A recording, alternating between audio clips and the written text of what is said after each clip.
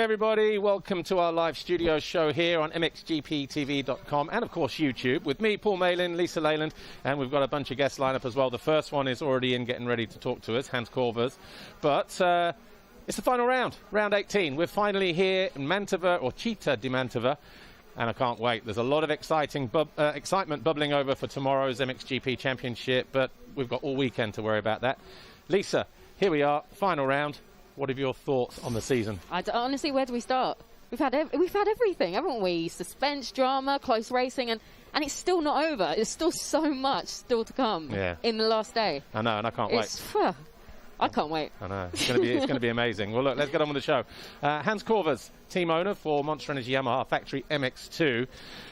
Good to see you, Hansi. And first of all, congratulations on winning the MX2 title with Maxim last week.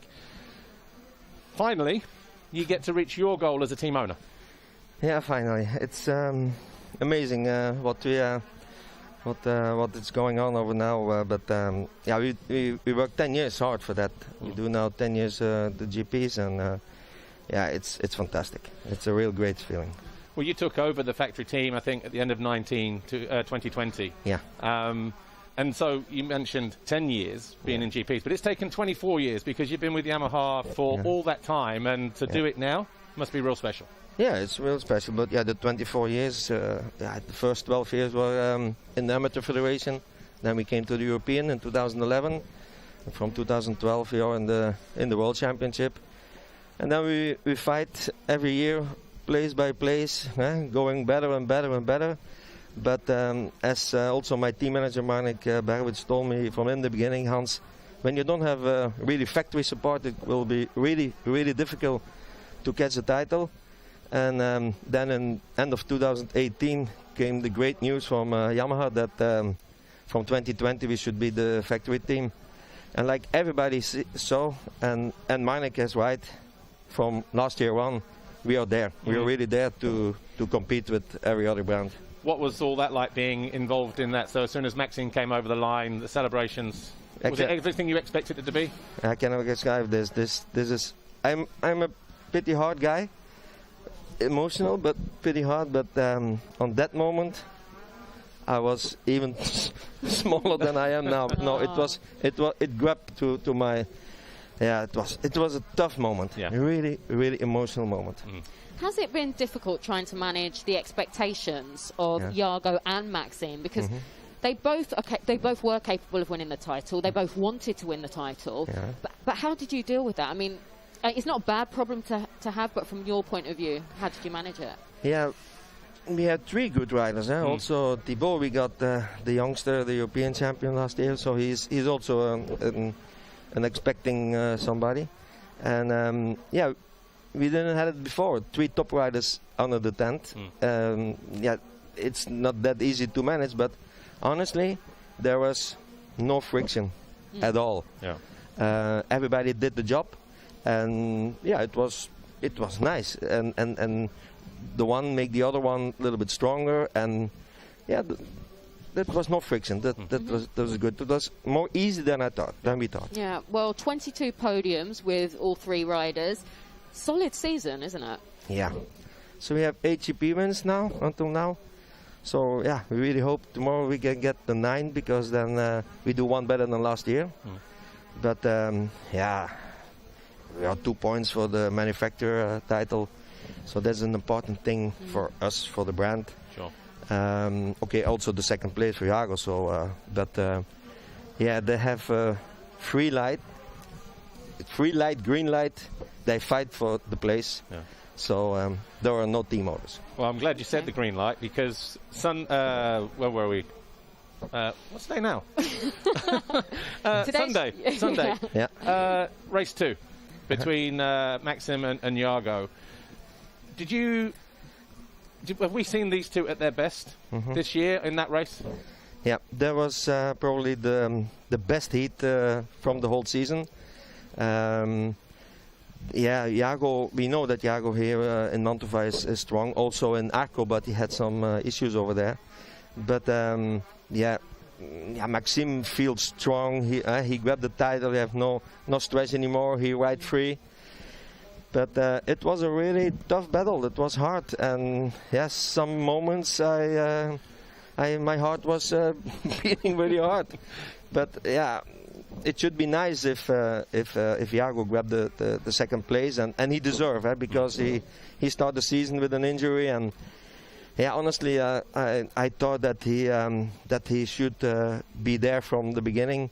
It was not that, but after he showed his skills, and yeah, I really hope for him, because he deserves. He fights so hard for that, that he grabbed the second place. But again, yeah, they have to do it on the bike. We cannot do it on the sideline, and it's an individual sport, so they have to go individual. Yeah. Well, no Thibaut these past couple of rounds. Before his knee injury, were you happy with his rookie season in MX2? Yeah. The first in 19 he was 3. Last year he was 2nd. He wins 6 GPs. So we really expect him. But also we knew that Maxime in our structure. We know Maxime already a few years, and we know in our structure that he should make a big step. He did it also. But yeah, honestly, I thought that Jago should be there from the first. But yeah, okay, with the injury, it wasn't possible. Normally, he couldn't ride the first 2 GPs. So it was our osteokinete who decided, yes, we're gonna do it, because he get red light from the doctor. So it was a shame to start like that. Yeah. But just looking at Thibaut here, obviously getting that first race win in Majora, which was round 3. I guess when you come in to MX2 as the European champion, his expectations would have been really, really high. Your expectations, okay, just feel your way maybe, but then he goes and wins a race. He's won another one since then. And it's a shame he's not here for the last couple of races. Yeah, he hurt his knee a few weeks ago, and yeah, he get tomorrow morning at 9 he get the operation. Yeah, but Thibaut is a talent. Everybody can saw it already, and we thought next season it will be the one that he gonna ride also for the top 3. But now we have to wait how he will recover, because it's a big one. Okay. Normally 4 months. So yeah, we'll see how he come back. Right, but he's strong. Yeah. Well, and really quickly, we asked Maxime the other day if he feels now the weight has been lifted off his shoulders now that he's world champion. Do you feel sort of 20 kilos lighter now that that pressure and that weight of expectation has gone? Sorry, but the last few days there was some alcohol and some food, so I don't go on a race now.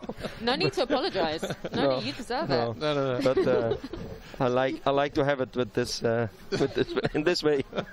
He lost the weight and he just put it back on with the partying. Yeah. Well, look, Hansi, it's the final round tomorrow. All the best for the team, and enjoy the celebrations into the winter, and we'll see you at the races next year. Thanks a lot. Can I finish with something? Yes. Because with this moment, I want to say thank you to Yamaha, YME, YMC, the brand. I want to thank Monster Energy. I want special thanks our riders Thibaut, Jago and Maxime, because they did great job until now this season. Also our private sponsor, because we have a few private sponsors for already more than 20 years. Thanks guys so much. And all the supporters and everybody who was involved in this title is great. Thank you all. No problem, Hansi. Been a pleasure as always. We'll catch up soon. Thank you. Thank you. Right, our second guest is in, getting ready to come and join us. But before we see Dylan Wright, let's catch up with what happened here on Sunday. Here's MX2 Race 2 highlights. The Fly Racing 15-second board up, round 17.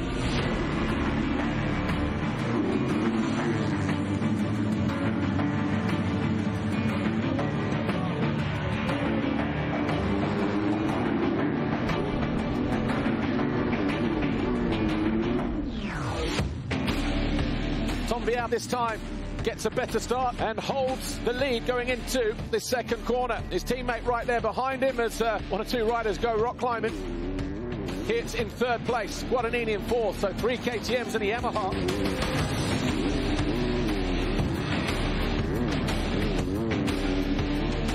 Jago Kietny does get his way up the inside, they touch, and Hoffer is down.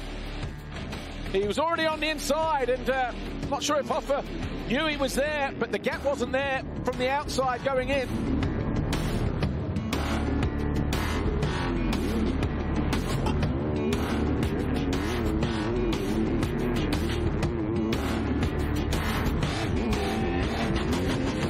effective this time around. Meanwhile, the Red Bull KTM and Monster Energy Yamaha ahead of them. This time he does move into third place.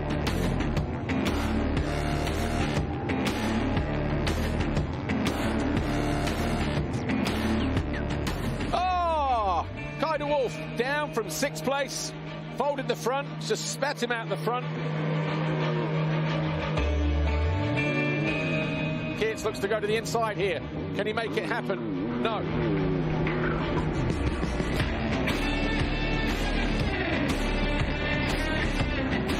Jago Keats tries to get up the inside, but that Yamaha dancing beneath his legs. Vial realised there was a move coming, but Jago Keats, can he outdrag the KTM? And ride the outside line? Yes, he does. He takes over the lead on lap 7. And Renault is knocking on the door. Renault does run down the inside. The ground starting to dry up and harden up, and he's alongside the KTM now, getting ready to take over from the Frenchman in 3rd place. Got a long way round to go here though, and does he get squeezed? No, he doesn't. Vial lets him have it in the end. Good riding that from Beaton.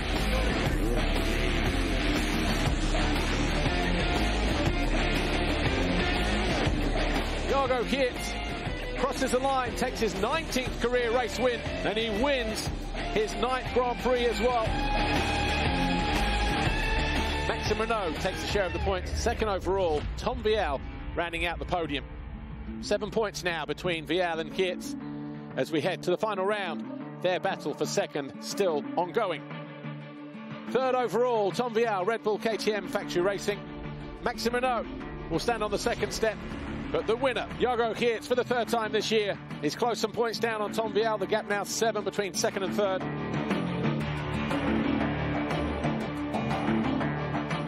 Last week he turned the red plate into gold. He is world champion.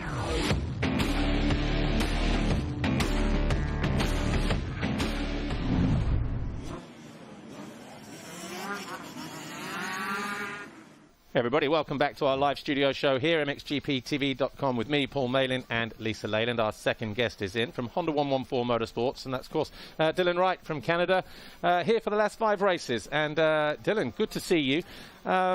Just real quick, before you showed up here at the Motocross of Nations at the end of September, have you kind of travelled to this part of the world before as a rider or as a tourist? Yeah, I did Geneva Supercross maybe 3 years ago, but that was the only time I'd really been to Europe and flown overseas. And it wasn't for motocross, it was kind of just, you know, the one-off event. So I knew a little bit what to expect with coming over here, but then obviously for Nations, it's kind of a lot bigger event with the country and stuff. But, you know, we pulled together as a team for Canada to actually make it over here. It wasn't easy for the management and stuff, but, you know, we got all our COVID stuff in a row so we could come, you know, take part in the event. Sure. And briefly, what have you made of it all so far, the whole kind of tourist thing and the racing thing? Yeah, it's been awesome, really. I mean, Arco was, you know, probably one of the most beautiful places I've been. It's super nice on Lake Garda. So between the races, we had a lot of stuff to do. We go mountain biking, hiking. You know, you could take a paddle boat and go, you know, on the lake and stuff. So the sightseeing's been great. And then obviously Mantova. I was here for Nations, so I knew a little bit more what to expect. But you know, you find some shops and some restaurants and stuff that are new, so it's good. Exactly. Well, it's never easy coming from a national sort of series to MXGP. How has the transition been for you, and how does it compare or differ to what you're used to? Yeah, I mean, obviously it's the world stage, so it's a little bit bigger than what I'm used to back home. You know, we're a smaller country, but we have talent. Like, we got some kids coming up that are good, and then like myself, you know, winning championships. But it's like in Canada, you know, it's you win the 450 championship. I won it twice in a row now, and you know, I want to kind of expand my career a little bit and go, you know, venture off and see where I kind of stack up against the best in the world. And I had this opportunity after Nations to kind of come over here and make it work. So it's been really good, and it's been an awesome experience to, you know, to meet you guys and all the HRC guys over here on this side of the world. So it's been great. Well, how was your Nations experience? Because that was your first time riding for Team Canada, wasn't it? Yeah, it was my you know, the first time I came over here and raced, you know, against the GP guys, really. I think the Saturday went really good. It was dry, and I was able to, you know, get a good time in practice. And then Followed up with, I think, 5th or 6th in the qualifying race, so it was good. And then Sunday, I mean, with the rain, it kind of was gnarly. On the first 3 corners, both motos, I kind of, you know, you get hit, you go down, and then you're full of mud and stuff. So it didn't go the way I would have liked it to, and that was kind of one of the reasons why I wanted to come back. I was like, I seen my speed is pretty well against some of these guys, so I was like, I kind of, you know, I want a second shot at it, and I was able to come back, so it's been good.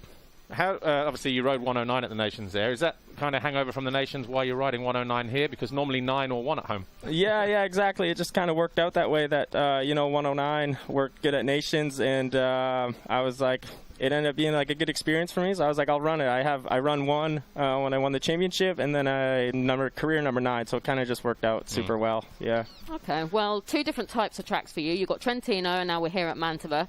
Do you have a preference? Yeah, I like the sand a little bit more. Where I grew up, east coast of Canada, we got a lot of sand. My home track is actually pretty sandy where I grew up riding, so it's kind of more my style. Trentino, you know, it's like a lot of throttle control. You don't want to slide out too much, but yeah, definitely here a little bit more. Yeah. All right, more from Dylan in a moment, but just another quick reminder in terms of MXGP-TV and how you can watch us. Obviously, we had a new platform this year and really easy to navigate, and a little Dicky Bird tells me that if you go on there now, you might be able to get a special deal at the end of the year, and obviously that's for today's race, get the whole season on demand, and there might even be something coming up for next year as well. So, MXGP-TV.com. I told you. No, I never told you. Secrets. I'm going to have to jump on that. I know. There we go. Sounds good. Well, just quickly, Dylan, after Trentino, I'm sure you made some changes with the bike setup and everything. What did you take away from that triple header from your side? What did you learn? Yeah, for me, I mean, you kind of jump into a series. I came over here by myself, so I didn't my fiance's back home. She has to work. And then I didn't really have my mechanic or anything come over here, so it's like I work with a brand new crew. And that's been good, but it's kind of, you know, you jump into a series and my bike setup's for back home. It's not for over here. So it takes a lot of kind of getting used to and changing settings. But the 114 guys and Chiro, they've been working really good with me between the races when we have some time to kind of go practice and get my setup a little bit better every weekend. And we've been making a step in the right direction. And I'm excited for tomorrow, because I think we're getting close to making myself like super comfortable, and that's huge as a racer. When you're comfortable out there, you're kind of able to ride better and get better results. Yeah. And just briefly, obviously having gone to Trentino with no knowledge of the track, you would have made those improvements as you went from the first to the second to the third race there. Having already been here, you already have a bit of knowledge, a little bit of setup history. Are you looking forward to hitting the ground running and only just concentrating on setup rather than having to learn the track? Yeah, 100%. Obviously, on Wednesday, too, you know, we rode the track on the weekend. And even going into last weekend, I knew a little bit how to set my bike up. And so I was a step ahead of where I was in Trentino. I really wish I would have had some better luck on Sunday, because my speed was good, but, you know, it's moto. It happens. You know, it's carnage out there. So it's kind of the way racing goes. But I'm excited for tomorrow. I think if I can get out front on the start and, you know, maybe I can battle up closer to that top 5 to 10, that's kind of where I want to be. I think my speed's there. I just got to, you know, as a rider, you just got to make it happen. Yeah. Cool. Well, look, Dylan Wright, thanks for joining us in here. All the best for the final round tomorrow. And who knows, maybe we'll see you back here next year. Yeah, exactly. I mean, that would be cool for me. It's always a dream. So hopefully come back here, and thank you guys for your time. It's always good to talk to y'all. Thank you for yours. Right, Tony Cairoli is getting ready to join us now, and let's see what happened here on Sunday, though, MXGP Race 2. Green flag, Fly Racing, 15-second board, up for the final time.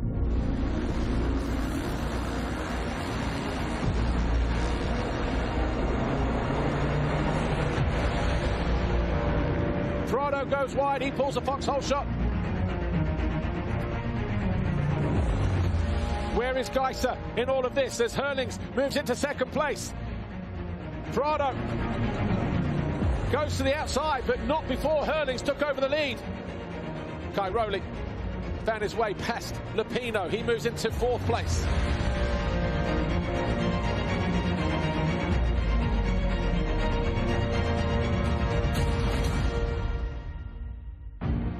Monster Energy Kawasaki, championship leader, gets good drive though, and alongside Prado.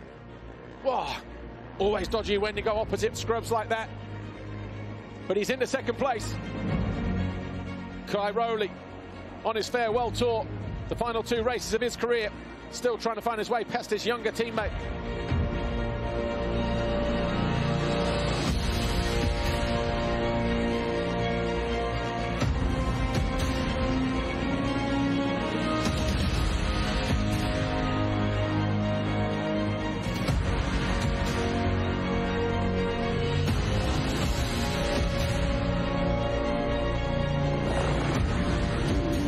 Mistake there. Is that going to be a gift for Geiser? It is. So Geiser into 4th place at the expense of a Cairoli mistake.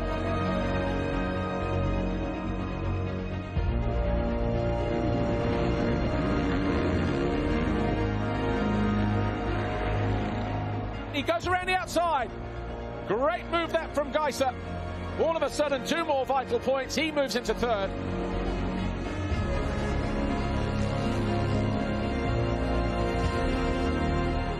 Meanwhile, here's your race leader, 7 seconds clear almost of Romain Febvre. This time he gives him a wide berth. Now he goes up the inside, takes over 4th place.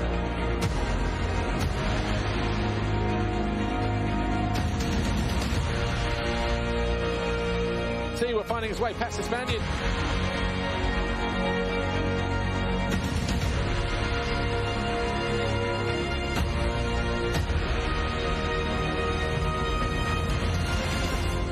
Jeffrey Hurlings works his way towards the finish line. The final turn awaits for the bullet. Jeffrey Hurlings wins race number 13. He takes the Grand Prix victory as well. And Jeffrey Hurlings is still in the hunt for the championship. The Monster Energy Kawasaki crosses the line, 2nd overall. He continues to lead the championship as we head in the final round. Tim Geiser across the line 3rd, but is not going to be on the podium today. Jeffrey Hurlings and Romain Febvre go 1-2, 2-1. And the battle of the championship then possibly down to 2 riders now as we head into the final 2 races of the year, the final round. Romain Febvre still maintains his championship lead over Jeffrey Hurlings. Geiser losing ground today though.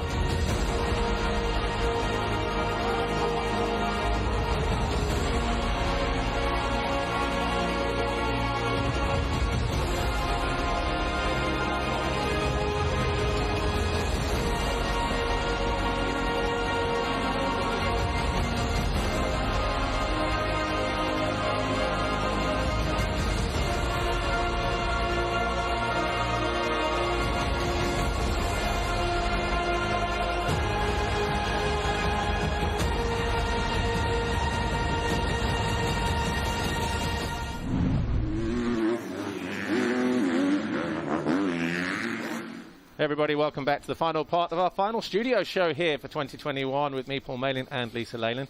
Antonio Cairoli, Red Bull KTM Factory Racing, is in to join us now for quite possibly his final studio show as well. And Tony, good to see you. What are your thoughts now approaching what will be your final race, your final Grand Prix? No, actually, doesn't really feels like that. I don't know.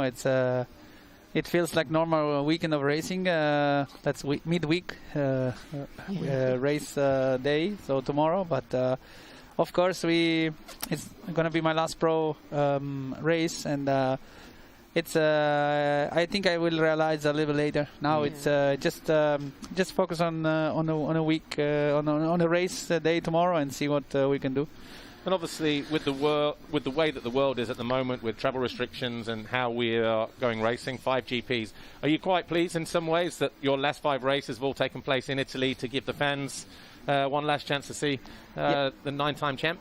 Yeah, for sure. It's nice to race in Italy and to have my last race here in Italy. Of course, I mean, for public-wise, it's nice, but also you don't gonna have a fully packed Mantova, because I mean so many races in Italy this year, and so a lot of people split it during these days, but it's always nice, I mean, to end up on your own country. Sure. Okay. Well, as far as the season goes, 2 more GP wins for you, one of them being at Matterley Basin. Is that still one of your favourite tracks, and why do you like it so much there? Yeah, Matterley Basin was a super nice event. Also the track is super nice always, and so wide and very safe, track. I really like to enjoy to push a little bit the limit on that kind of tracks, because even if you make small mistakes and you go off the track, it's always room enough, to to be safe. So I really enjoy this track. And just real quick, after what was a difficult first round in Orléans, coming back to Matterley and getting that GP win, was that important for you, just to sort of come back and say, look, last weekend in Russia was a mishap, but I'm here for the championship? Yeah, of course. I really enjoyed the start of the season was not the perfect way in Russia, but I know I had the chance to fight for the title. I felt very good with myself riding. So until Riola, I was there to be on the fight also.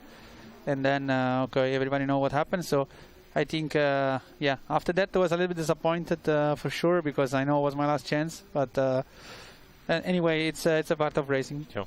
Okay, well, of all the GP tracks that you've ridden over the years, what would you say were your all-time, your 3 top favourite tracks from your career?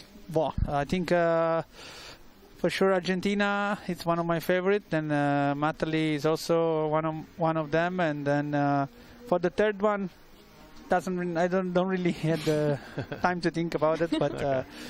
Some of them, were nice. Mantova, like last weekend, was one of my favorite Mantova ever, because it was very good. The ground, the moisture was very good, and you had a lot of line choice, so it was very nice. That was your first Grand Prix win there, Matterley. Your second race Grand Prix win came just at Trentino, Pietramarata. That's 15 Grand Prix wins at home. Now that's incredible. Yeah, really. Trentino, I start, after the crash in Riola, I had 1.5 months very bad with my health, and really did struggle a lot with Germany, France, and then Spain. And finally arriving in Trentino, I was feeling better, and then the night of Saturday before the race, I felt very sick and really struggling with fever and stomach problem, and then on Sunday I crashed both motors on the first lap, and I didn't really have any power to good start, so I was really disappointed, because I never DNF 2 times in my career so often, so I was very disappointed. So I say Wednesday we need to turn it up a little bit and try to be there and to try to be on the podium at least. Sure. Well, with the highs, unfortunately, do come the lows. Would you say that Sardinia was one of the lowest points in your career? I mean, because before you got hurt, you were fighting for that 10th world title. Yeah, of course. But Sardinia, such a small mistake, shouldn't happen with my experience. But I was very disappointed. Then the crash was. Yeah, one of the worst of my career. I mean, because I didn't really. After that, I was very scared also to ride the last the GP after. The pain was a lot, but also the scared, in the mind is always a problem, can be. But so I really hope that that thing go away. So after a while, it got away. So I'm. Feeling great now, but it was a very difficult moment. Yeah. Well, look, we can't let you leave without talking about the Motocross of Nations win here for Team Italy. How was the whole experience for you this time around? Knowing it was maybe your last chance to win the Chamberlain Trophy, doing it at home in Italy as well. Was there a lot of pressure on you guys, or not really? Could you enjoy it like a normal Motocross of Nations, or not?